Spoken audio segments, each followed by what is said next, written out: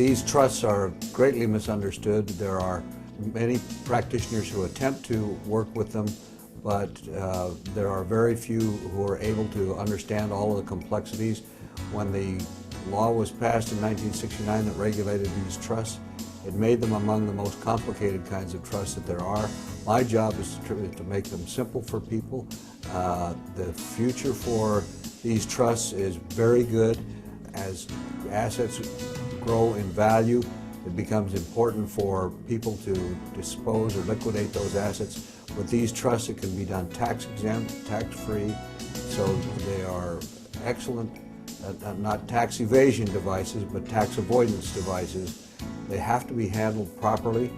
We specialize not only in the creation of these trusts, but also in the operation, the legalities of the operation of these trusts. And we expect to see them continue in the future.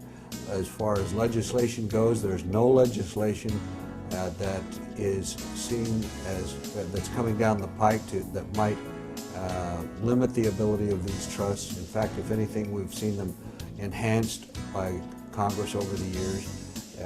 They are now among the most sought after kinds of devices, but to do them properly, there are only a few people in the country who really specialize in the creation of these trusts.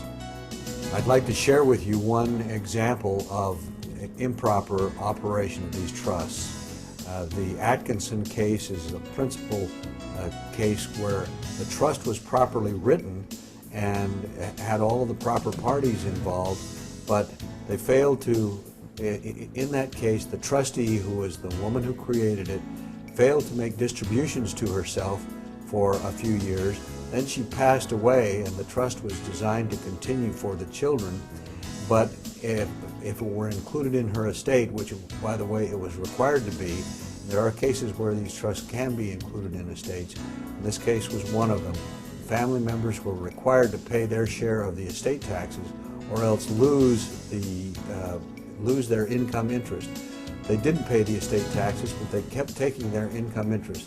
When the IRS and the federal court stepped in, the trust was not just held taxable in the estate, it was completely disqualified, even though it was properly written.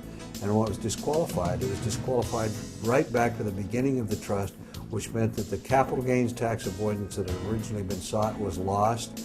The capital gains tax had to be paid, interest had to be paid, penalties had to be paid.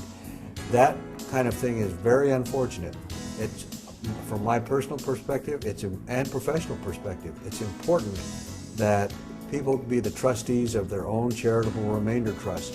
On the other hand, they're not trusts that a layperson without specialized help can operate. The Mayor Administration is created to provide that kind of expertise for the lay trustee.